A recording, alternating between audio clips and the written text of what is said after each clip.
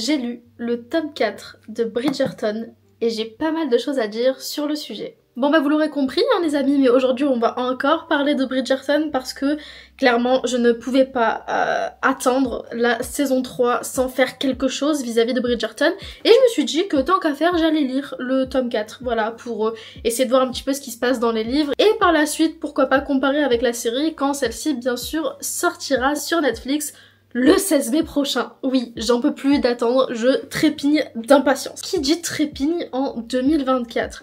Bref, je suis surexcitée, c'est un délire, donc on va tout de suite commencer la vidéo. Mais bien évidemment, avant de commencer, n'oubliez pas de vous abonner à la chaîne et de venir me suivre sur Instagram et TikTok. En plus de ça, je vous ai mis des petites bribes un petit peu de ma lecture de Bridgerton sur ces deux réseaux, étant donné que je vous mettais mes réactions. Donc n'hésitez pas à aller faire un petit tour, il y a plein de contenu en plus de YouTube. Clairement dans cette vidéo, on va parler de ce que j'ai aimé dans le livre, de ce que j'ai moins aimé, de ce que j'attends de la série vis-à-vis du livre, et de ce que j'espère ne sera pas dans la série par rapport au livre. Bref, on va parler du livre, vous l'aurez compris, et bien évidemment en parallèle de la série. Par où commencer? Alors tout d'abord, il faut sachez que...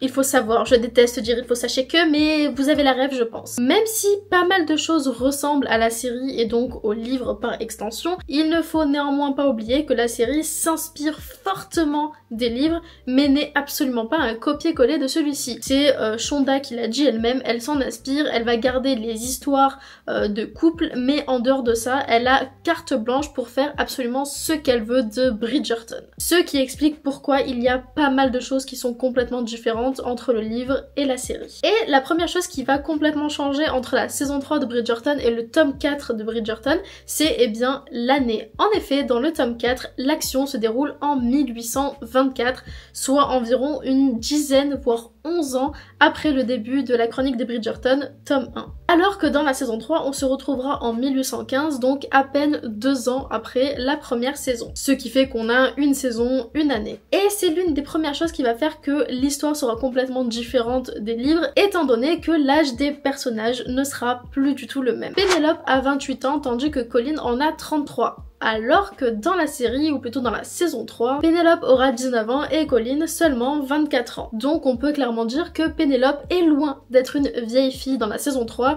comparée au tome 4 où on la classifie directement de vieille fille dès le départ. Ah oui, je vous l'ai pas dit, mais si vous n'avez pas lu le tome 4 et si vous ne voulez pas vous faire spoil ni le tome 4, ni les potentielles choses qui pourraient se passer dans la saison 3, je vous invite à skip la vidéo, parce qu'on va parler très franchement dans cette vidéo et il y aura sûrement beaucoup de spoil. Au moins c'est dit. De plus, dans les livres, il faut savoir que Lady Whistledown n'est pas du tout révélée à la fin du tome 1, comme on a pu le voir dans la série où on sait clairement qui est Lady Whistledown dès la fin de la saison 1. C'est d'ailleurs l'une des raisons pour laquelle la saison 3 de Bridgerton va se concentrer sur Colin et sur Pénélope plutôt que Benedict comme dans la trame des livres. Tout simplement parce que c'était juste pas possible de laisser passer l'histoire avec Lady Whistledown et Pénélope alors que Héloïse était déjà au courant dans la série. Un autre changement majeur qui aura lieu sûrement dans la saison 3 de Bridgerton, c'est toutes les scènes où on voit Daphné et Simon. Parce que oui, Daphné et Simon sont toujours présents dans les livres, bien après le tome 1. Or, on sait déjà, et je vous en avais parlé dans la vidéo qui est sortie la semaine dernière, que les deux acteurs ne seront pas dans cette saison 3. Roger Jean Page ayant quitté la série après la fin de la saison 1, et Phoebe Dynevor qui l'a quitté après la saison 2. Mais je vous laisse aller voir ma vidéo si vous voulez plus d'infos à ce niveau-là. Mais du coup, on pourrait se dire que potentiellement, eh bien les scènes entre Daphné et Simon dans ce tome 4 pourraient dans la saison 3 être remplacées par des scènes avec Anthony, donc avec Anthony et Kate. Le problème étant que Anthony et Kate, on sait pas si on va les voir très longtemps dans la saison 3. Et là aussi, je vous invite à aller voir directement ma dernière vidéo pour en savoir un peu plus à ce niveau-là. Et pour finir avec les gros changements concernant le livre et la série, eh bien, vous le savez sûrement, mais la reine Charlotte, le personnage de la reine Charlotte n'existe tout bonnement pas dans les livres. Ce qui change pas mal de choses au niveau de l'intrigue, que ce soit vis-à-vis de Whistledown ou tout simplement de l'intrigue de la série. Ouh, j'ai besoin de boire, je reviens.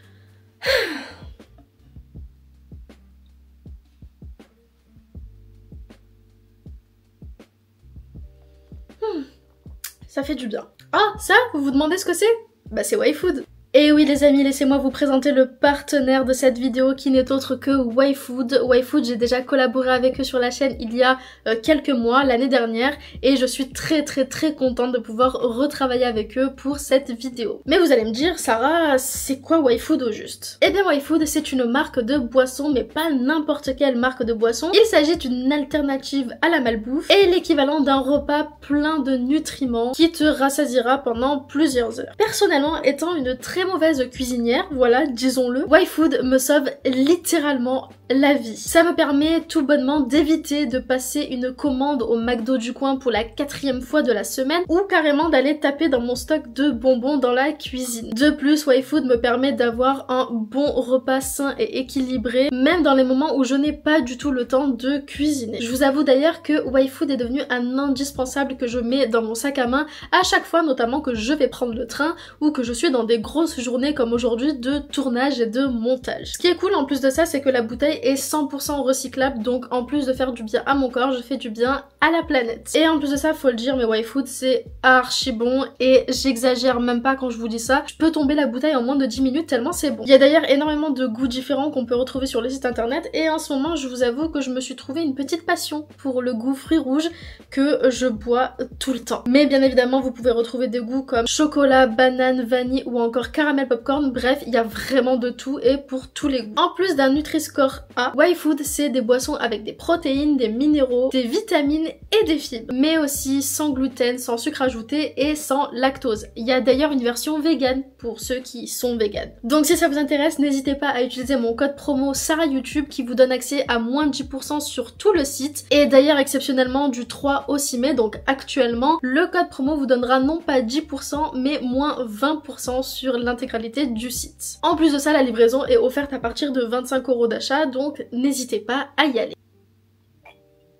Je reprends une petite gorgée et on retourne à la vidéo. Pour revenir au tome 4 de Bridgerton et à la saison 3 de Bridgerton, il faut savoir d'ailleurs que Lord Debling, donc l'un des nouveaux personnages qui fera son apparition, n'existe pas du tout dans le tome 4 de Bridgerton et il n'y a donc pas d'intrigue autour d'un nouveau personnage qui s'intéresserait à Penelope Featherington. Et à mon sens, c'est pas plus mal qu'il l'ait rajouté dans la série, tout simplement parce que même si j'ai énormément aimé le tome 4 de Bridgerton, je trouvais qu'il était assez plat par moments et manquait d'un petit truc en plus. Donc je suis très contente qu'ils aient rajouté ce personnage parce que je pense que ça va rajouter une intrigue en plus à la série qui nous fera du bien. Et puis en plus de ça, je fais totalement confiance à Shonda pour rajouter ce petit truc en plus que Julia n'a malheureusement pas pu faire. Concrètement, ce que j'ai beaucoup aimé dans le livre et qui, je pense, sera intégré dans la saison 3, reste par exemple la première scène du bisou entre Colin et Penelope qui est une scène mémorable dans le livre, en tout cas que j'ai beaucoup aimé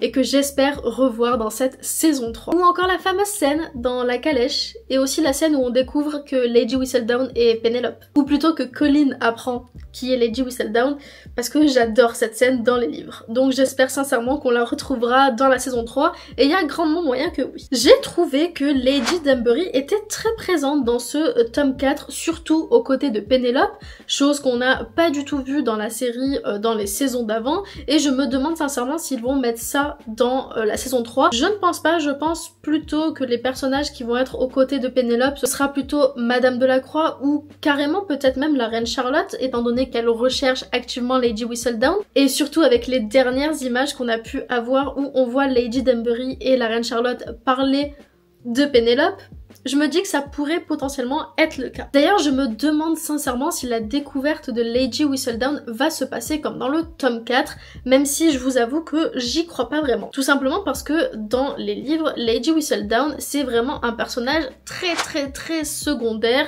et on n'entend parler d'elle que par moments. Alors que dans la série, ils ont pris le parti d'intégrer pleinement Lady Whistledown, elle fait pleinement partie de la série, et pour moi c'est limite une tête forte de la série et elle est complètement indispensable à mon sens pour l'intrigue de la série. Donc ça m'étonnerait qu'on découvre qui est Lady Whistledown dans cette saison 3. Et bien évidemment quand je dis on, je parle de la bonne société et des autres personnages de la série parce que nous on le sait déjà bien évidemment. Bon, je pense très certainement que Colin va la prendre comme dans les livres, sinon ça n'aurait aucun sens. Par contre pour ce qui est de Héloïse et de Cressida, parce que pour ceux qui n'ont pas lu les livres, Cressida découvre avant les autres qui est Lady Whistledown, elle va même menacer Penelope avec ce secret. J'espère sincèrement que la pseudo-amitié qu'elle va se créer avec Héloïse dans cette saison permettra à ce que elle se taise tout bonnement si elle l'apprend. Ou alors qu'elle ne la prenne tout simplement pas. Mais ce serait intéressant que Cressida soit au courant, mais que Héloïse arrive à la faire taire à ce niveau. D'ailleurs, n'hésitez pas à me dire en commentaire ce que vous pensez de tout ce que je suis en train de vous dire, des théories, des différences entre le livre et la série, bref, n'hésitez pas à me dire tout ça en commentaire. Par contre, il faut qu'on revienne sur un point.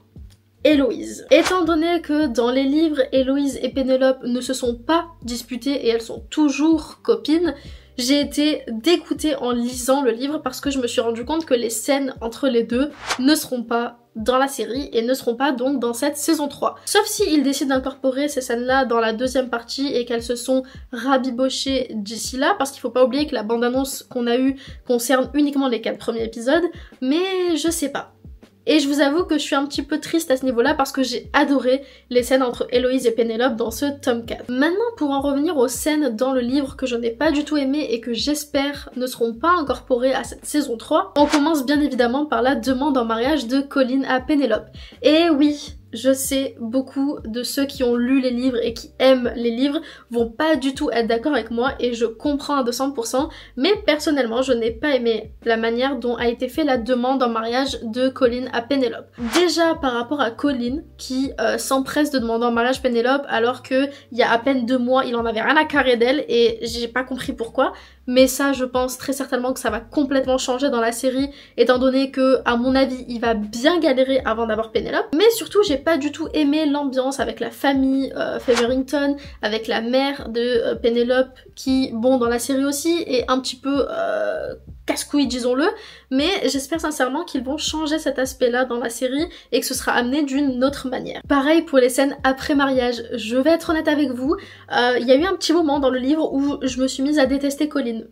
Voilà, alors que j'aime beaucoup le personnage de Colin, que je sais qu'il a merdé, mais je sens qu'il va bien galérer et bien se rattraper dans cette saison, en tout cas je l'espère, mais dans les livres, le après-mariage, Colin est insupportable. J'ai l'impression de lire un enfant de 5 ans qui ne sait rien faire par lui-même, qui est grognon en permanence, qui passe sa vie à manger, parce que dans les livres, c'est une dinguerie comme Colin passe son temps à bouffer, genre c'est un trait de caractère chez lui qu'on voit pas du tout dans la série, donc je sais pas s'ils vont mettre ça en place ou pas, mais surtout vis-à-vis de la jalousie de Colin, c'est un délire, je ne supporte pas Colin après mariage, donc après la découverte de Lady Whistledown, mais surtout la manière dont il est avec Pénélope. On a l'impression à certains moments quand on lit le livre que Colin s'est limite forcé à épouser Pénélope à cause de la scène justement de la calèche.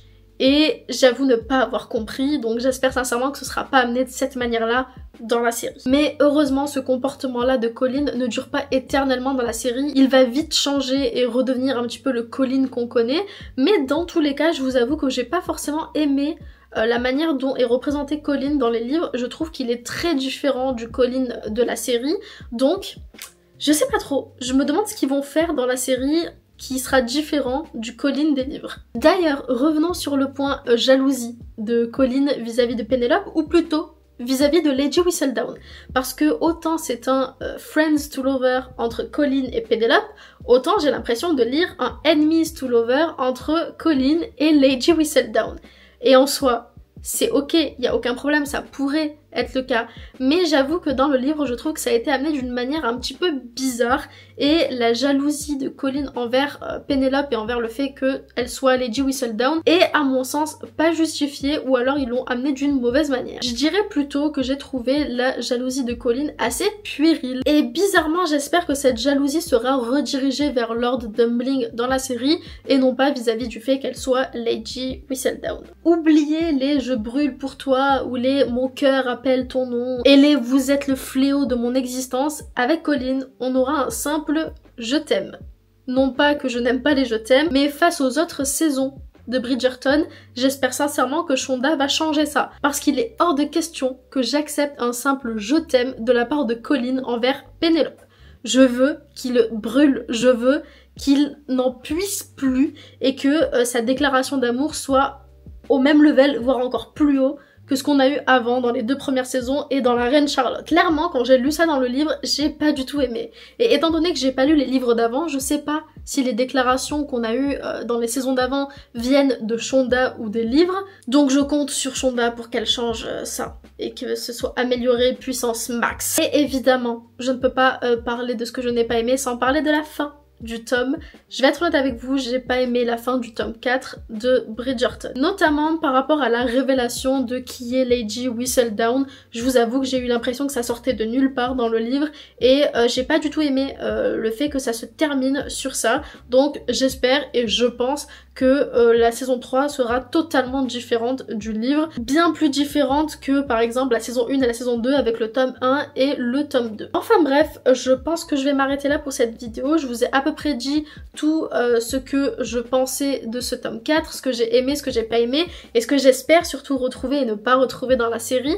Dites-moi en commentaire ce que vous avez pensé du livre si vous l'avez lu, si au contraire vous n'avez pas lu mais vous voulez le lire ou ne pas le lire par rapport à cette vidéo. Bref, dites-moi tout ça en commentaire. Et je suis désolée à tous ceux que j'ai spoilés, mais je vous avais prévenu dès le départ qu'il allait avoir du full spoil dans cette vidéo vis-à-vis du tome 4. Donc je m'excuse par avance si certains sont quand même restés de par leur curiosité et ont finalement été énervés avec tous les spoils que j'ai balancés. Enfin bref, j'espère que la vidéo vous a plu. Si c'est le cas, n'hésitez pas à mettre un petit pouce en l'air et à vous abonner à la chaîne si c'est pas déjà fait. Je vous invite également à aller sur le site de YFood qui est en description et d'utiliser mon code promo Sarah YouTube pour avoir moins de 10% sur tout le site et moins 20% du 3 aussi, mais on n'oublie pas. Et pour ma part, je vous fais plein de bisous et je vous dis à dans quelques jours pour une prochaine vidéo. Bisous!